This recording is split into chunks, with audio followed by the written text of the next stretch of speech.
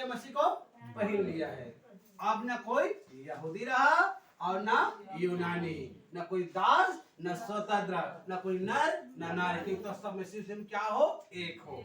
आमीन। क्या हो, एक हो। यहाँ पर हम समझते हैं, यहाँ पर पौलुस इस बात को क्लियर कर दिया है, न तो कोई मरार रहा, न कोई मांझी रहा, न कोई सतनामी रहा, न कोई केवटा रहा, न कोई कोई कुछ नहीं रहा, सब क्या हो, एक हो। हालेलुया। और जब आप मसीह में नहीं रहोगे तो आपका धर्म चालू हो जाएगा, आपका परंपरा पर कल्चर चालू हो जाएगा, और जब मसीह में आते सारे बंधन खत्म हो जाती है। हम सब भाई और बहन के रिश्ता बन जाते हैं, हमारे सब एक समान है, हम सब घर जाएंगे, हम सब घर काम करेंगे। और जो इस प्रकार से काम करता है, जो भेदभाव करता है, जो भेदभाव में रहता है, वो व्यक्ति मसीह फिर नहीं है।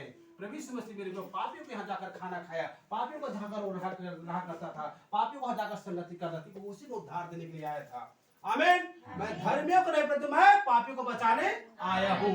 अब वो किसको लेने के लिए आएगा, मैं पापियों को छोड़ने में धर्मी को उठा के लेके जाऊंगा। आमीन। उस समय आप पापी में थे तो पाप उस समय सत्य प्रकट नहीं हुआ था, सत्य की जानकारी नहीं हुआ था, उस समय पापी को बचाने आया था। मैं बोला अब प्रभु यीशु में जब क्या कहेगा, अब मैं पापी को छोड़कर मैं धर्मी को उठा के लेके जाऊंगा। जो धर्मी बन के रहेगा, जो धर्मी बना रहेगा, वही व्यक्ति उस परमेश्वर के साथ में जाएगा।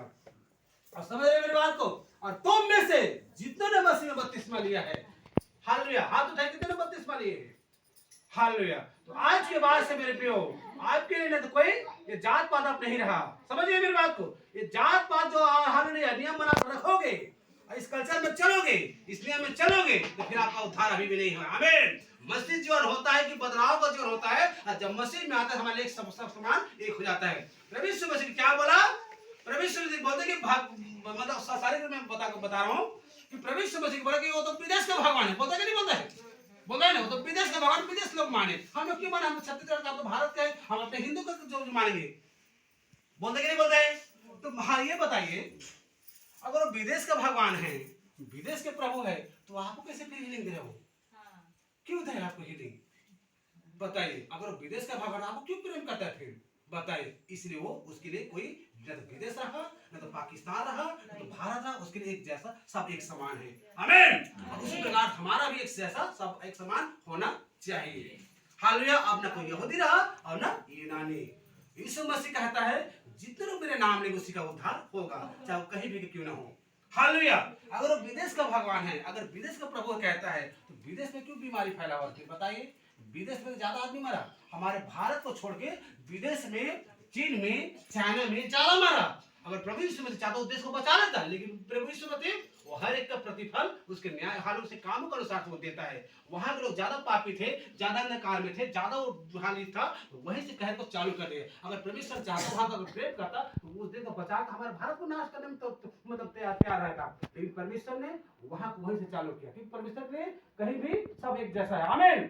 हालेलुया। वो हर एक के अपने अपने काम के अनुसार से, काम की तरह से वो न्याय करेगा, चाहे विदेश का रहो या कलकत्ता में, या कहीं व्यक्ति में रहो। आमीन। मेरे प्रियो, प्रभु यीशु मसीह हर एक से एक जैसा प्रेम करता है। जितना वो मुझसे प्रेम करता है उतनी आपसे भी प्रेम करता है।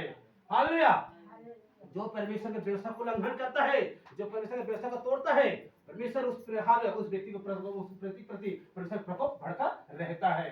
हालेलुया। तो समझ गए, क्या समझ रहे हो, जब मसीह में आते हो तो हालेलुया आपका, हालेलुया, हर एक भेदभाव, हर एक कल्चर, हर एक नियम जो आप बना के रखे हुए हो और उसमें चल रहे हो, खत्म हो जाती है। और उसी कल्चर का बना के रखते हो और चलते हो, तो समझ लीजिए आपका अभी तक उद्धार नहीं हुआ है।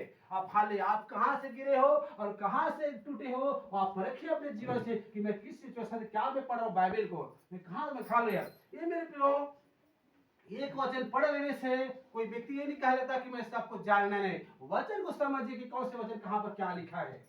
आमीन। यहाँ पर साफ क्लियर भाषा में पौलुस कहकर लिख के गया है, और कहता तुम में से जितने ने बपतिस्मा लिया है उन्होंने मसीह को पहन लिया है, उद्धारकर्ता को पहन लिया है। हालेलुया। जैसे प्रभु यीशु मसीह हर देश को, हर एक राज्य को एक जैसा प्रेम किया, उसी प्रकार आपको वैसे ही करना होगा। आमीन। हालेलुया। वो हमारे भी एक बहन है, हालो वो भी हमारे बहन, सब हम एक जैसा है। आमीन। प्रभु यीशु ने जैसे सबको प्रेम किया और हर के घर में गया और हर को आशीष देते गया, उसी प्रकार ये काम को आपको भी करना है। हालेलुया। ठीक है, और आगे खोलिए प्रेतो का, प्रेतो और एक अध्याय और उसका हम 5 के 5 पढ़िए।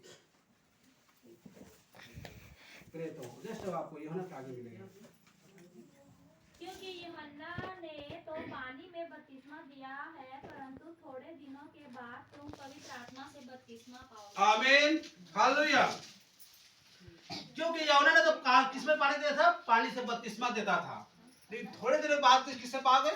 पवित्र आत्मा से बपतिस्मा पाओगे। आमीन, हालेलुया। अभी भी मैं जैसे बताया था ना, यूहन्ना ने मन फिराने का बपतिस्मा देता था।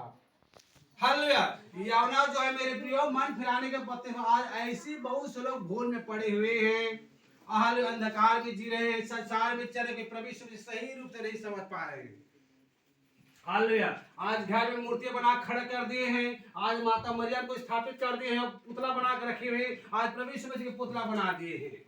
हालेलुया। ये सब जो है मेरे प्रियो, हालेलुया, आज यूहन्ना को मान रहे हैं। यूहन्ना बपतिस्मा देने वाला है।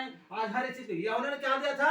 वो मन फिराने के लिए बपतिस्मा देता था। तो जो मेरे बाद आने वाला है वो मुझसे शक्तिशाली है, उसके मैं ज्योति का रस्सी खोलने की भी योग्य नहीं हूं। आमीन। वो तुझे देगा आंख से और पवित्र आत्मा से बपतिस्मा देगा, और उसी से बपतिस्मा आप लोगों की लेने की आवश्यकता है। आमीन, हालेलुया। यूहन्ना ने मेरे को साफ कह दिया, अपने पत्र में लिख दिया, कह दिया कि मैं तुझे क्या से बपतिस्मा दे रहा हूं? मन फिराने के लिए बपतिस्मा दे रहा हूं। तो जो मेरे पीछे आने वाला है, जो मेरे बाद आने वाला है, वो तुम्हें आग से और पवित्र आत्मा से तुझे बपतिस्मा देगा, और आज उसी से सबका बपतिस्मा लेना है।